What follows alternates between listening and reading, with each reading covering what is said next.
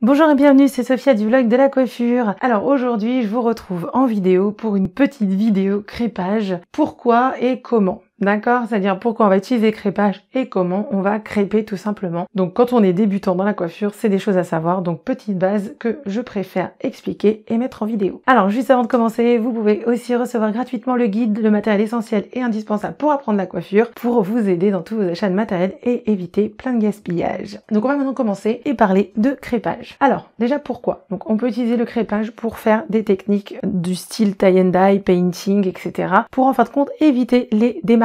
D'accord, super important. On peut aussi utiliser le crêpage pour donner du volume à certains endroits de la chevelure, mais aussi pour donner de la texture. Ça veut dire si on veut faire une coiffure, en fin de compte, le crêpage à un certain endroit va permettre de donner une texture où ça sera beaucoup plus facile et agréable de maintenir les cheveux, parce qu'en fin de compte, les pinces vont beaucoup mieux tenir sur une partie de cheveux qui va être crêpée que sur un cheveu qui va être complètement lisse. Donc voilà, ça peut aussi servir, en plus du volume, à une espèce de petite base de crêpage pour mieux fixer des attaches. D'accord? Donc on va tout de suite voir comment crêper les cheveux hyper simplement lors de petites techniques du style tie and dye, painting, etc. Donc il vous suffit donc de prendre une fine mèche de cheveux, enfin la mèche de cheveux que vous voulez travailler, les mèches de cheveux que vous voulez travailler.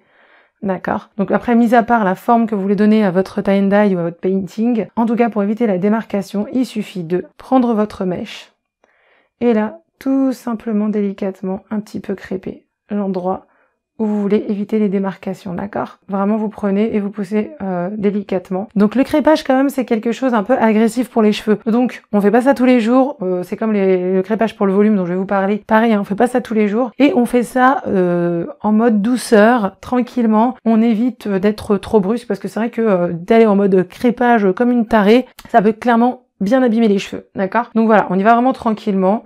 Et voilà, on fait son petit crêpage au niveau où on ne veut plus de démarcation. D'accord? Ensuite, pour le côté plutôt volume, imaginons que je veux créer un volume par ici. Donc je vais sélectionner ma petite partie de cheveux que je veux volumiser. D'accord? Évidemment, on fait ça après brushing. Hein. On fait pas ça avant le brushing, sinon ça va vous donner des difficultés au moment du brushing.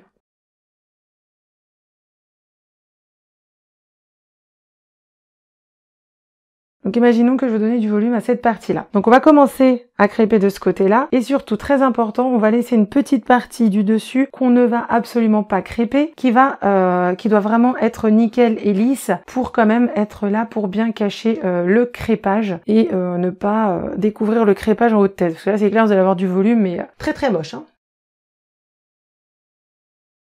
Donc on sélectionne notre première petite mèche. Donc on va toujours crêper en allant vers le cuir chevelu, d'accord? Sauf que quand c'est pour le volume, eh ben, on fait ça sur le dessous. Donc voilà, on crêpe tranquillement comme ça.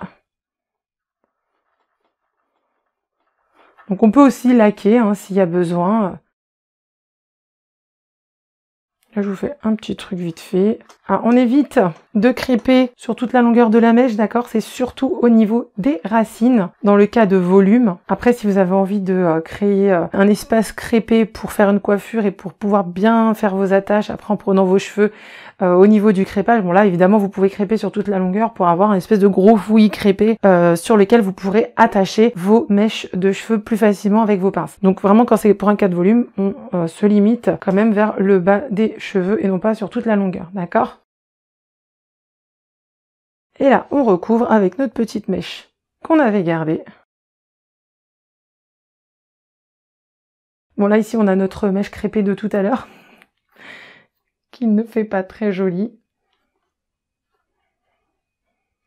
Donc, et comme vous pouvez le voir, voilà, par rapport à tout à l'heure, on a un bon petit volume quand même, hein. Donc voilà comment créer un petit volume assez sympa à l'arrière. Donc ça, c'est une bonne petite astuce à donner à ses clientes selon leur longueur de cheveux et leur épaisseur, si voilà, elles veulent se donner un peu de volume de temps en temps. Donc ça marche aussi très bien sur cheveux épais. On peut le faire évidemment sur cheveux fins pour donner du volume, mais même sur cheveux épais à l'arrière, ça peut être très sympa de donner une petite boule comme ça de volume. Donc petit conseil coiffage assez facile à donner à vos clientes selon la coupe que vous ferez et selon ce que vos clientes recherchent, donc à vous de voir. Mais c'est le genre de petits conseils que les clientes aiment bien pour savoir se coiffer toute seule hyper facilement lors de petites occasions ou refaire un beau petit coiffage comme vous l'avez fait. D'accord? Donc voilà. Écoutez, j'espère que cette vidéo de crépage vous aura plu, que ça vous aura aidé et que ça vous aura appris des petites choses. Je vous dis à très vite pour d'autres vidéos coiffure. Surtout n'hésitez pas, comme je vous l'ai dit, vous pouvez me poser toutes vos questions coiffure en commentaire ou en privé via le formulaire de contact sur le blog. J'y répondrai en vidéo pour que ça serve à tout le monde. Et lâchez un petit pouce bleu, ça sera sympa. À très vite!